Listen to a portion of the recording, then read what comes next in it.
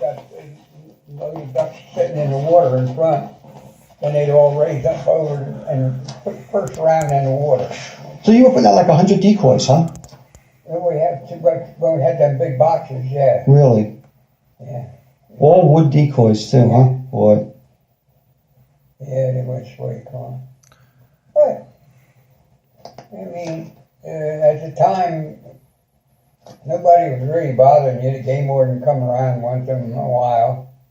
And, my uncle's father was a freeholder, some kind of freeholder. And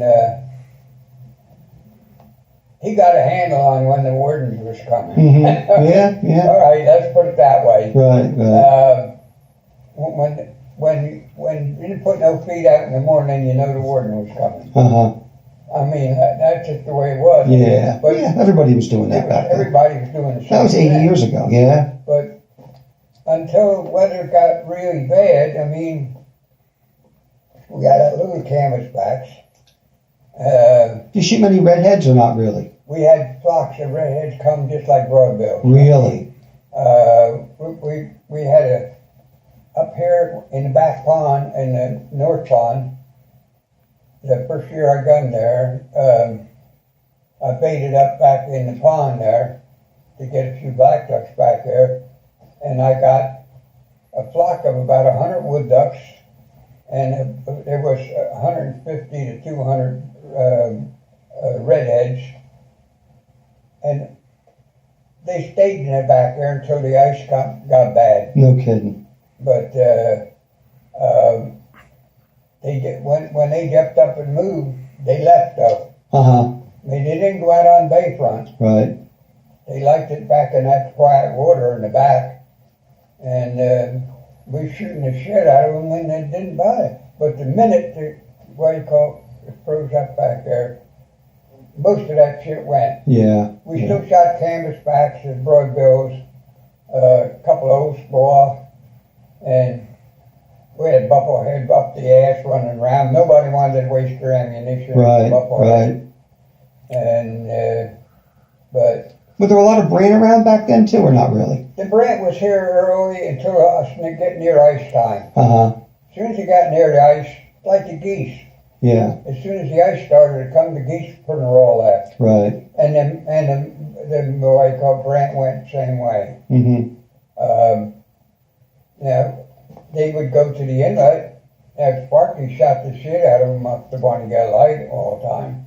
When the bay froze over, still up there, Right. you got channel running through, Mm-hmm. and he had them lay down boxes, Right. and if this spot opened up, he could put the boxes over here. If that spot opened up, he'd move them.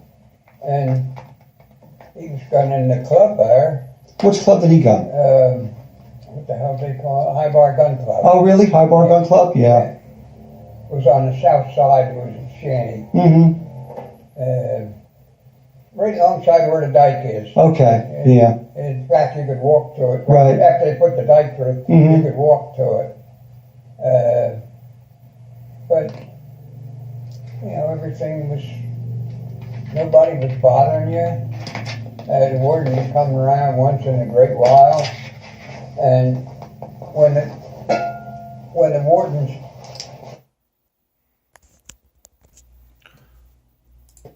bushman and the whole goddamn bunch of them. They was a drunken bunch of bastards, is what it mostly was.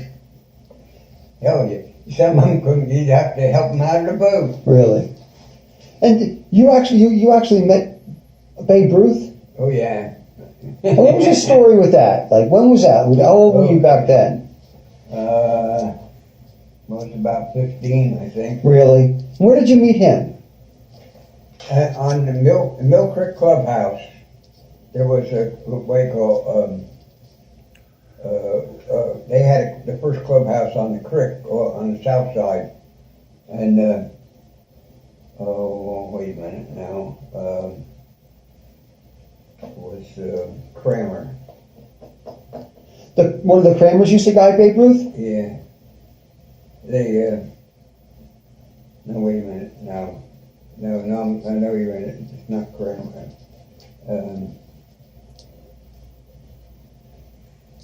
shit. Can't think of it. But he came down quite a bit to hunt. Babe Ruth came down here quite a bit. I seen him about 3 times down there, and the one time the season was almost over, and we was what you call Charlie Hanson and I would go down. We was sighting eels. You know, in the winter, when they're bedded down and the water's clear, you see there's a hole here and a hole here. They have a hole that they went in and out to breathe out. You know, they bed in the mud. And so you seen the 2 holes and you could wait. So you only went on a quiet day and when the water was clear and you didn't have to bother, just keep poking. You could sight them. Right. So one guy row and one guy sight. But anyway, he's come up out of the box and this guy in this big fucking raccoon skin coat, looked like a fucking giant. And he says, you're ruining my gunning. I said, we're going by. I said, we're trying to make a living. Yeah. And he said, I'll shoot you in the ass, he said. I reached over and we never would have nowhere without the gun anyway. I picked up the gun and I said, you're a bigger tugger than I am. Go ahead and throw it. And he laughed like hell. But it was the next, I think it was the next day or day after anyway. They were still down there to the clubhouse. Had their shanty there and what the hell, Ever Kramer? What's the guy? I think was the guy. I can't remember. But anyway, he was drunk and fell off the dock up to the shanty. Right. Fell off the dock and he's sitting there in the mud, and he's wake up and Bert's going like this, and so we went over and he says, "Can you give me a hand? I gotta get this bastard up." He look at him. Well, he had that raccoon. That coat was full of mud. Of course, it was, just nothing but sod and shit. And it was, he'd been rolling around trying to get turned around and get up. And Waco was sinking in the mud. So he was floundering around and he was mud from asshole to appetite.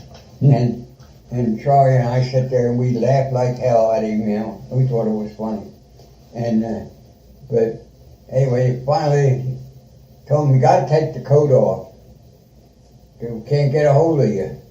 So anyway, he finally got one arm out of the coat and thrashed around in the mud and finally got the other one out. And that's a story. There was 3 guys and 2 of us to get him the hell out of the mud. And he was, he was big when he fell in the fucking mud. He just, just nothing but sod on the edge of the bank. Right. And to get him the hell out of there, it took all of us to stand him up. He was a big guy. They finally got him to take his coat off. So if you take the coat off, the coat is sticking in the mud. So he finally took the coat, he got the coat unbuttoned, and then they hauled him the hell out of there, and they tied his coat and tied to the overboard in the back of the boat, and they was running around in a circle up in the creek in front of the shanty, trying to get some of the mud out of it. But he was, when he stood up out of the gun box and he goes, "I'm going to shoot you guys. You're a bigger target than I am." And he laughed like hell. Said, "Go ahead."